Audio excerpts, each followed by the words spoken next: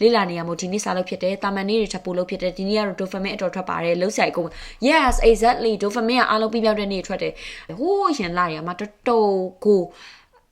procrastinate လုပ်နေတယ်အဲ့ချိန်မှာ dopamine ကတော်တော်ကျသွားတာအဲ့ဒါကိုကအဲ့လိုမျိုးဟိုပေါ့နော်အမပြောရလေအမြဲပြောပါတယ် happy hormones လေးခုရှိတယ်အဲ့ဒါတွေကိုတစ်ခုချင်းကို conscious mind နဲ့ပါပြန်ပြီးစဉ်းစားကြည့်ငါဒါဘာ hormone ဆွတ်နေရလဲဆိုအဲ့ဒါဆိုနောက်ပိုင်းကဘာဖြစ်လဲဆိုလေငါဒါဒီ hormone ဆွတ်နေတယ်ငါဒါဘယ် hormone ဆွတ်နေလဲဆိုတာကို तू သိလာတယ် तू ဘာလဲတူလဲဆိုအမတို့ဟိုလေ့ကျင့်ခန်းလုပ်ရင်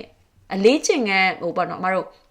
gym ဆိုတဲ့ခါမှာဒီရှေ့ပေါ့နော်တစ်ပတ်နှစ်ပတ်တစ်လလောက်ကလေသူက muscles ကြီးတာမဟုတ် muscles ကြီးကဒီဘယ်နေရာမှာဘယ် muscles ရှိလဲဆိုရယ်အမြောင်းတွေကိုစပြီးခံစားတဲ့ stage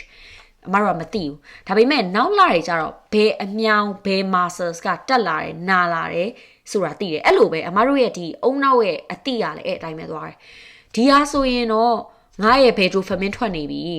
အဲ့အတွက်တော့ knowledge တော့လေ at the same time ရှိရပါဘောနော်အဲ့ချိန်မှာ dopamine ဆိုတာလည်းဥမာထားတော့မှားပြီးပဲကိုကမှတ်မိအဲ့ဒါကိစ္စမရှိဘူး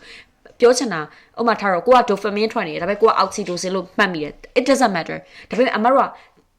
ငါရဲ့ hormones ကဒီလိုပြောင်းနေပါလားဆိုတော့ကိုသိဖို့လိုတယ်အဲ့အတွက်အမတို့က meditation လုပ်ကြပါဘာဆိုတာအဲ့ခါနေလေအမတို့သွားတာအဲ့တော့အမတို့ကအဲ့ရကိုသိနေဘာဖြစ်လဲဆိုတော့ဘာဖြစ်သွားလဲဆိုတော့အမတို့ life hack တွေကိုသူများရတဲ့သိတယ်အမဘာလို့ဟိုပေါ့နော်တော်တော်များများနဲ့အမမတူတဲ့အချက်လေးမှာအမဘာသိလဲဆိုတော့ဥမာထားပါတော့အမ habit တွေပြောင်းသွားတာအမချက်ချင်းပြောင်းလို့ရတယ်အမလွယ်တယ်လို့ဘာလို့ပြောလဲဆိုတော့အမရဲ့ hormones တွေကိုအမအဲ့လိုတစ်ခုချင်းစီဘယ်နေရာမှာဘယ် hormone ဆွတ်ပြီးတော့စိတ်ကဘယ်လိုပြောင်းလဲဆိုတော့အမသိလို့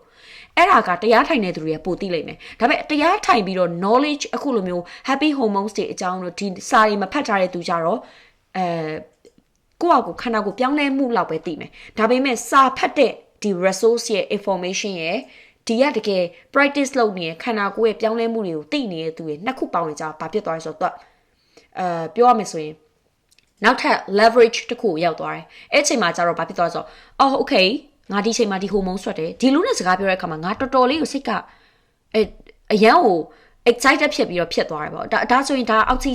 oxytocin ကဘယ်လောက်လောက်ထွက်သွားရဲပေါ့အဲ့ဒါတော့မတူဘူးနော်ဒီတယောက်နဲ့စကားပြောချင်မှာ oxytocin ကဘယ်လောက် level ကိုကအဲ့ဒီဟာတွေကို detail ကိုလိုက်ပြီးတော့သိလာရင်လေအဲ့ဒါလေကိုကလေမဆုအခုပြောရဲနော်မဆုပြောသလိုကြီးလိုက်ပြီးတော့မှတ်မိပါဘူးဆိုပြီးတော့တွေးရင်အဲ့ဒါမှတ်မိဘူးဒါပေမဲ့မဟုတ်လေဒီလိုပဲတွေးကြည့်လိုက်မယ်လေဆိုရင်အဲ့မသိစိတ်ကနေသူ့အလုပ်လုပ်သွားလိမ့်မယ်အမောက်တော်တော်များလုပ်နေတဲ့အလုပ်ကမသိစိတ်ကလုပ်နေရသေးလားအဲ့ဒါကိုလူတော်တော်များမသိကြဘူးဥမာမတို့အခုစကားပြောတယ်တခါတည်းအသက်ရှူနေကြတယ်ဥမာဖင်းနဲ့ခုံနဲ့ထိနေကြတယ်ဒါအကုန်လုံးကသူ့ဟာသူအကုန်လုံးဖြစ်နေပြီဒါပေမဲ့အမတို့သိစိတ်ထဲမှာအကုန်လုံးမသိနေဘူးဒါပေမဲ့ဘာပြောချင်လဲဆိုတော့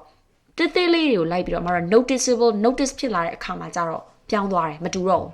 အဲ့တော့ဒါလေးတွေကသူများထပ်ပို့ပြီးတော့တခုခုကိုကိုယ့်ဟာကိုပြန်ခိုင်းတတ်ဖို့လိုတယ်ပေါ့နော်တခုခုဖြစ်ချင်အဲ့တော့ခိုင်းနည်းလေးတွေသိဖို့ဆိုတော့ကိုယ့်ဟာကိုပြန်သိဖို့လိုတယ်အဲ့လောက်ထိကို self awareness ကိုသိသွားရင်တော့အဲ့ဒါစိတ်ရပဲအဲ့ဒါမျိုးလေးအမလည်း try နေတော့မယ်ဒါကတော့ကို try နေတဲ့ဥစ္စာလေးအမပြောတာပါ